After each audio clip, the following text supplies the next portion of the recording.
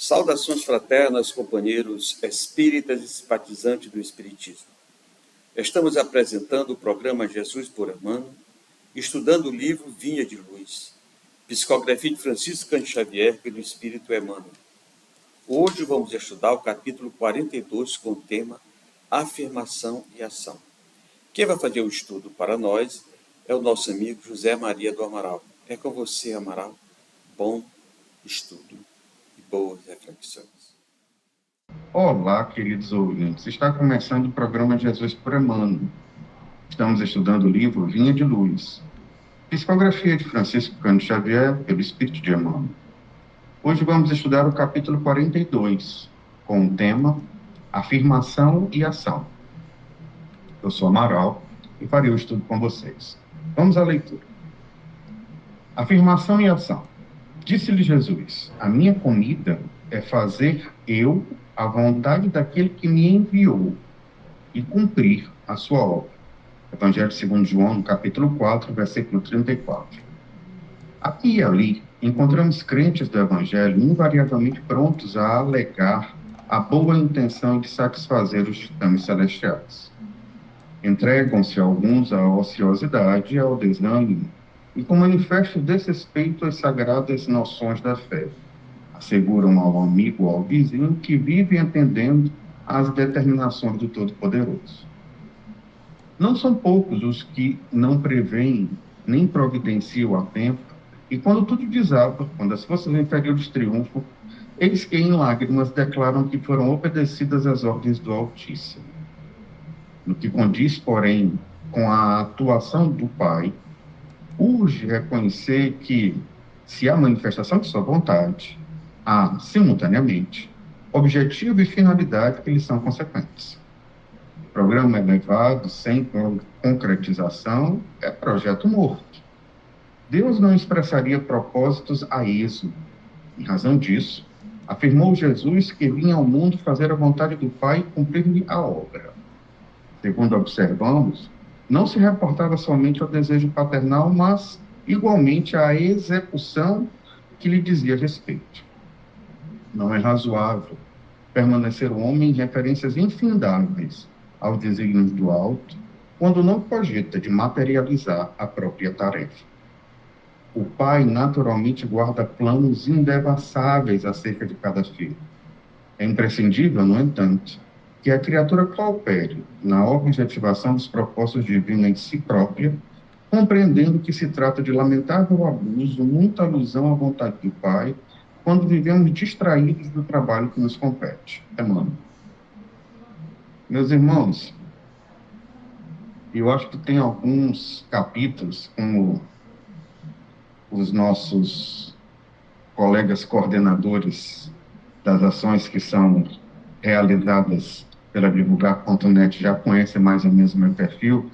Eu tenho a sensação de que alguns capítulos são escolhidos já propositalmente para mim, sabe? Esse aqui é um. Aqueles que me conhecem, que já me viram de alguma forma em atividades na seara espírita, ou mesmo nas demais outras esferas de atividade da minha vida pessoal e profissional, sabem que eu sou muito pouco favorável aos discursos bonitos, sem ação, e pouco ou quase nada me tocam palavras que tenham um conteúdo profundo, mas uma aplicabilidade daquele que fala muito pequeno. Em outras palavras, eu gosto de ação. Falar é bonito, falar a respeito do Evangelho do Cristo Jesus é extraordinário, mas agir, transformar esses ensinamentos em ação é algo que é efetivamente muito mais, como posso dizer para vocês, muito mais esperado do que estarmos apenas nas palavras. Veja, certa feita me foi questionado a respeito de um dos diversos locais em que eu morei nessa encarnação, por que motivo que naquele local gostavam-se mais de cachorros pequeninos, do que chamam pets, né? Do que de criança. e comentando que aquela população é uma população de pessoas que não gostavam dos outros. Eu disse, calma, gente, não é assim, eu convivi aqui um bom tempo. Isso é um processo de evolução, e a evolução não dá saltos. Inicialmente eram pessoas que não gostavam de absolutamente nada, inclusive não gostavam nem de si próprias.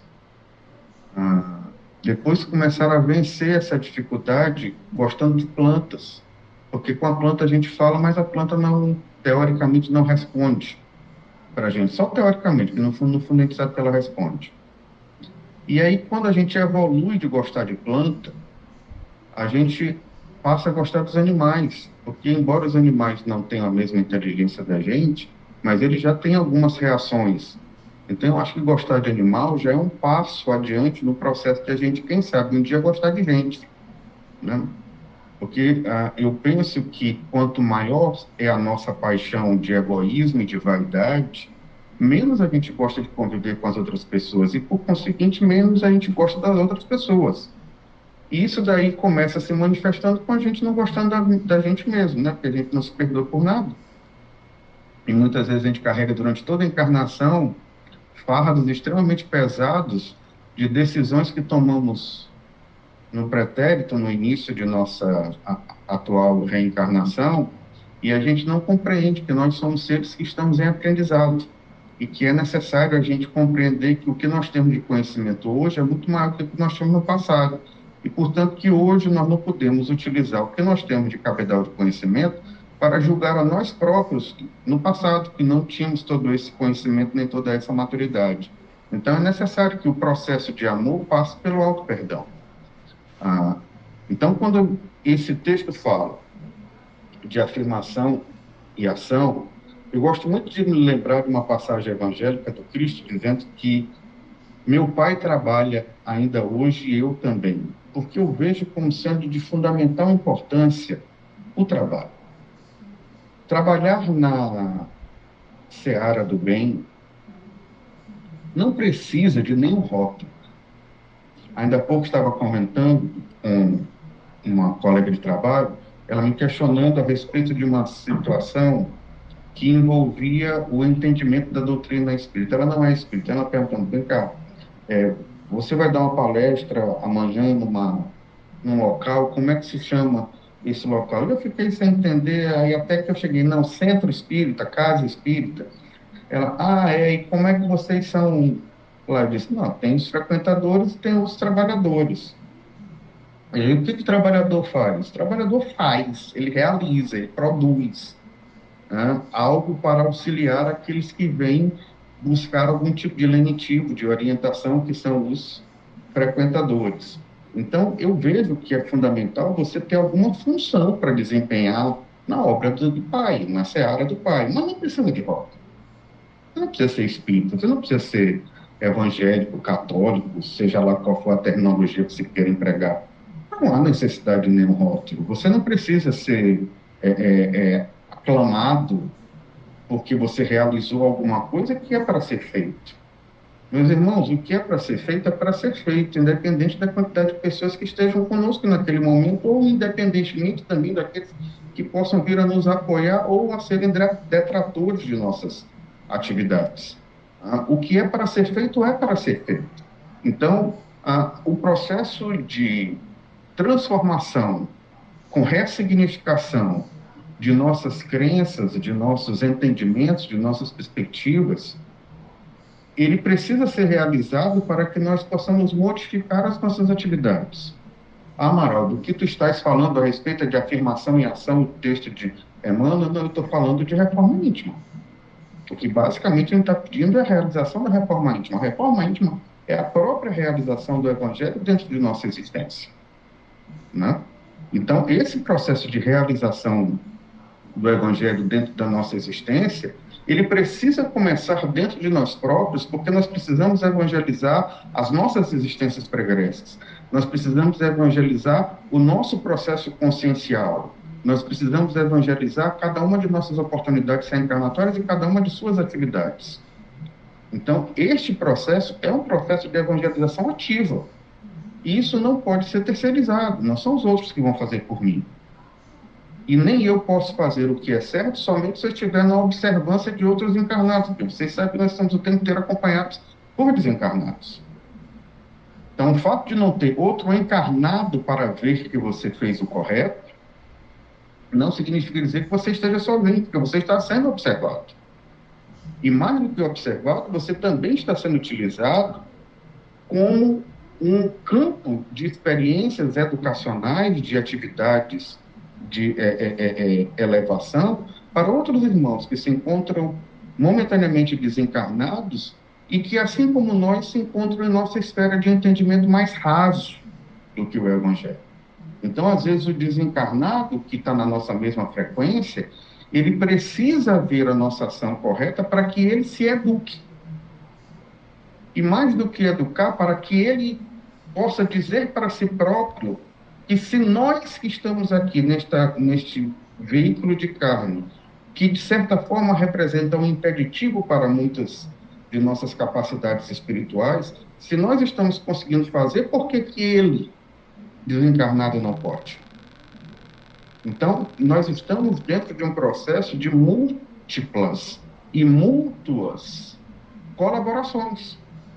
Porque se temos os espíritos de luz, os nossos guias de luz, os nossos mentores espirituais, a terminologia que você queira utilizar, anjo de guarda, a terminologia que você queira utilizar, a nos acudirem, a nos orientarem, nós também temos outros irmãos que se encontram na nossa mesma frequência. E outros que vejam, ainda mais lástima, se encontram em frequências ainda mais baixas do que aquelas baixíssimas dentro das quais nós estamos. E eu não estou querendo aqui, de alguma forma, menosprezar cada um de vocês. Não, meus irmãos, se nós estamos reencarnados neste planetinha azul, nessa terra querida, é porque nós ainda não somos seres assim de tamanha elevação espiritual. Então, vamos baixar nossa bola para a gente entender que a gente está dando os primeiros passos.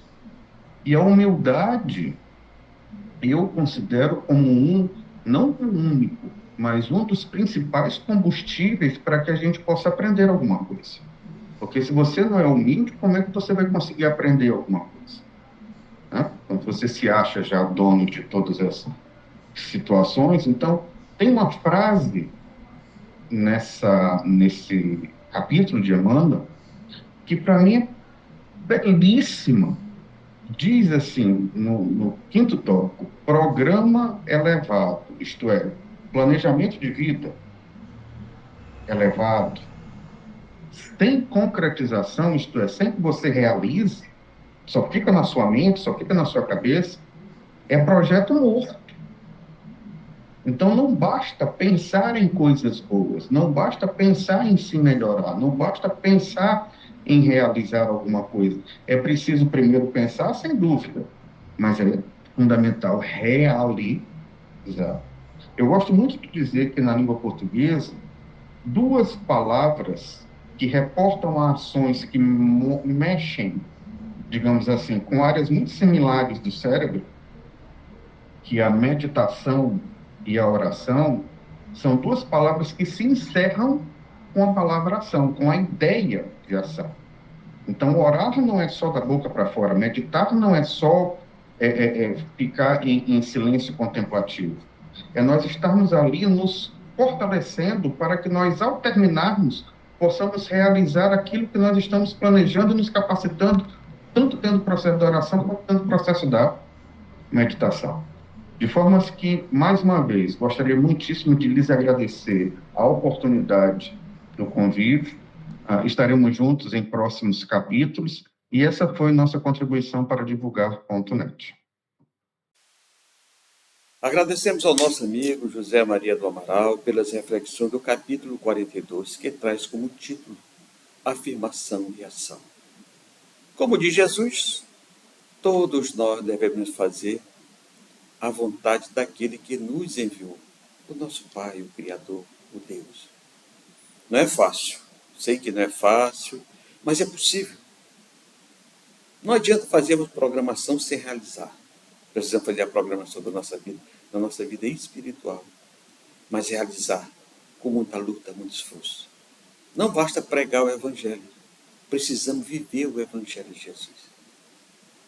Esse é o ensinamento de hoje. Agradecemos mais uma vez ao nosso amigo Amaral e pedimos a Jesus que ele derrame paz na vida de todos vocês, nossos ouvintes e seguidores. Não esqueça de se inscrever no nosso canal do YouTube, divulgar Doutrina Espírita e conheça todos os nossos conteúdos. Muita paz a todos. Até a próxima.